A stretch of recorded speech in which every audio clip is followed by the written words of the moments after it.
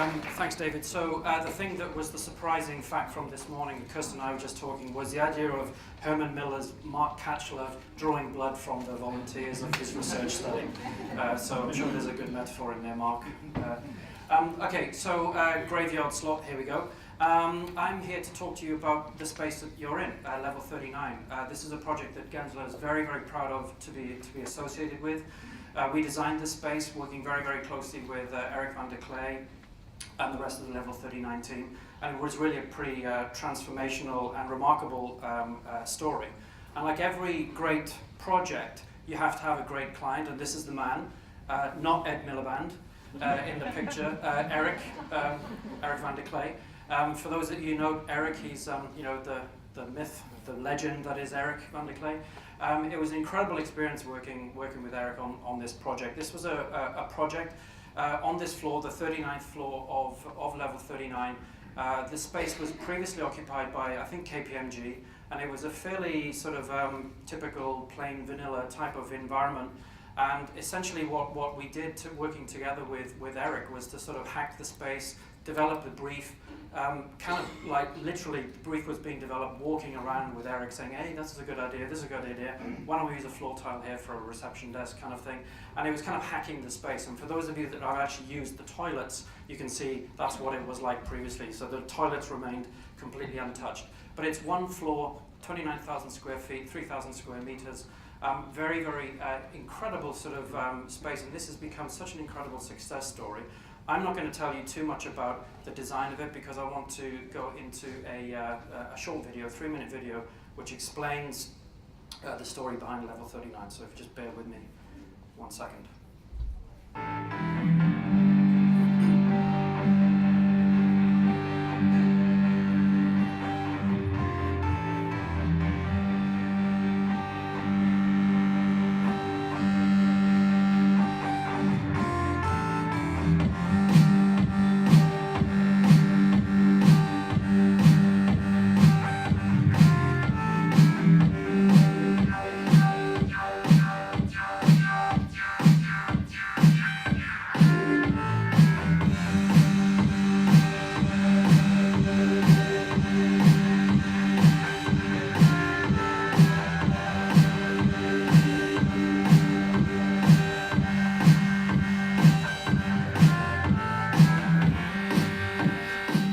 The idea behind Level 39 was to create a place that was somewhere between a bank and Facebook and Google. Because it had to be a place that was comfortable for the banks, the senior executives to not be frightened away that it's too funky for them. And it also had to be really comfortable for the innovators, the geeks, to come and want to hang out, bump into the innovators and the investors, as well as the banks that they want to sell to. Because we had to work with existing fabric, we decided to use the brand of the space and thread that through each of the different locations and functions. Because from the lounge to the event space to the pantry, they're completely different environments. And the brand was strong enough that it could translate throughout the space. Big theme here that we've tried to allow people to see underneath the hood. So you'll find in reception, the feature color is yellow, but it's not in your face. When you open cupboards, there's pops of color. When you go into the reception desk, it's actually made up of used raised floor tiles. We've taken that material and showcased it and used it. The panels inside the event space are made from old server fronts. I spent a weekend doing a hackathon in the conference room behind us here. Good atmosphere, very good networking as a consequence.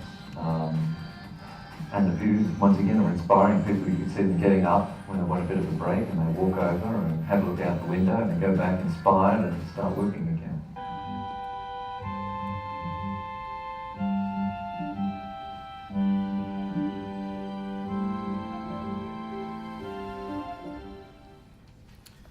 Okay, that was better than me explaining the design of the space.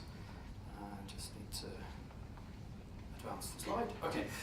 So what I wanted to spend the next 10 minutes talking to you about was really this the kind of context in which we see accelerated spaces like this one, like Level39, having sort of come about. I think we're living in a really incredibly interesting time at the moment of this kind of real phenomenon about sort of co-working space. You could describe this as a co-working space, albeit quite a unique one.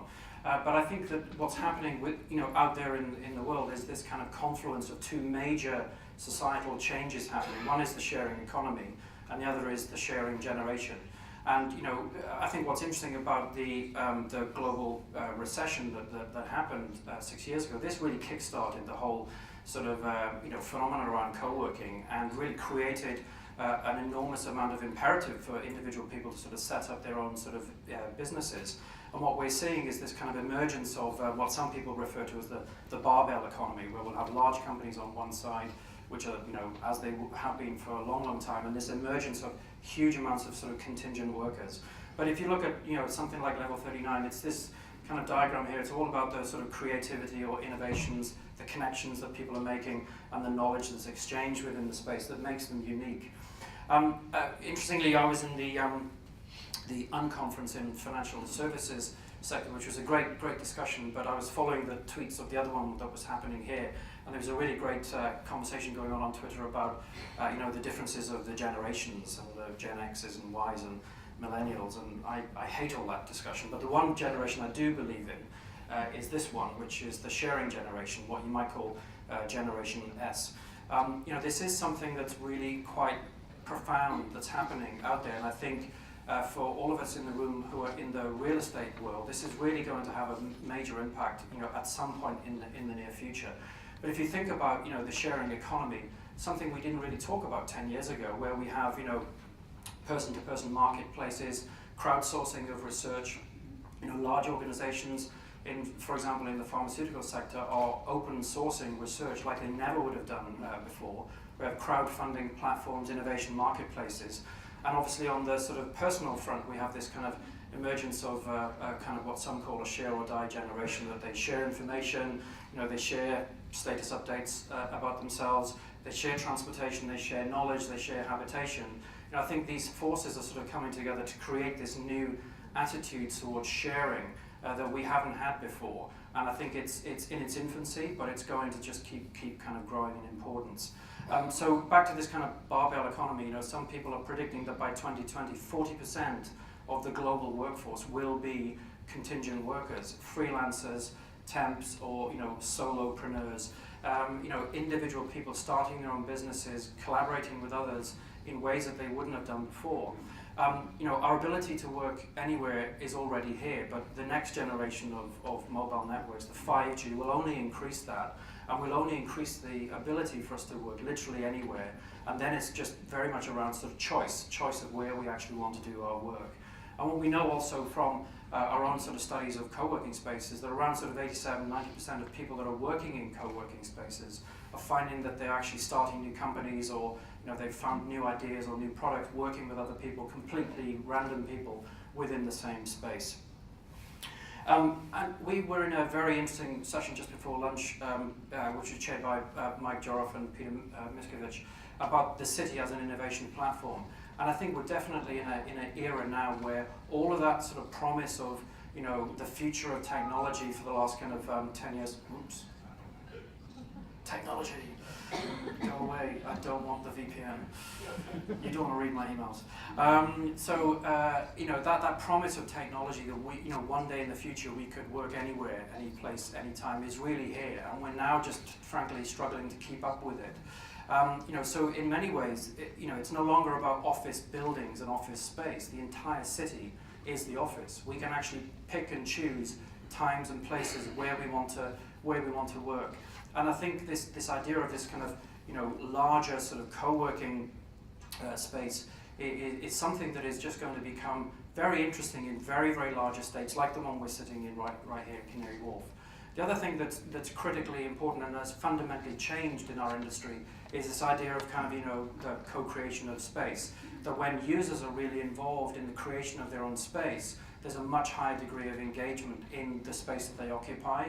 And for all of you that have read those studies online, that the Gartner one that says 70% of the US workforce is disengaged, well, an engaged workforce is a much more productive workforce. So if you can involve them in the process, that's something which is actually beneficial to the business. This is an example of another one of our projects, the Tech Hub, which is very similar to Level39. It was a 90-day project from the very first conversation with Tech Hub to them moving in.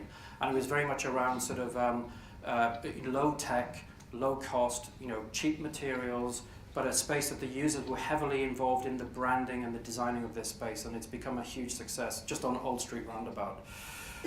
So this idea of co-working, how might it actually evolve? Are we going to move from co-working, which is, let's say at the moment, fairly sort of linear or sort of siloed in the sort of the technology, media, advertising world? Are we going to see that sort of expanding into other fields? And I think we might well do. We might actually be on the brink of what you might call a kind of co-working society, which is, those of you at the back cannot read this. I can barely read it myself. But I think these images in the middle are all about, what a city like London was founded on. This city was founded on these kind of clubs, the sort of the coffee houses where trading was done. Lloyd's of London, was famously a place where people came together to trade.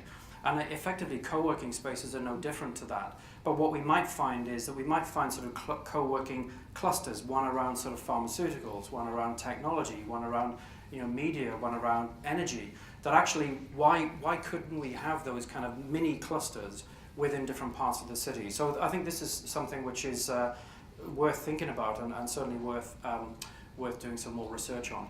So the final slide is really all about, are we on the brink of seeing more corporate co-working spaces?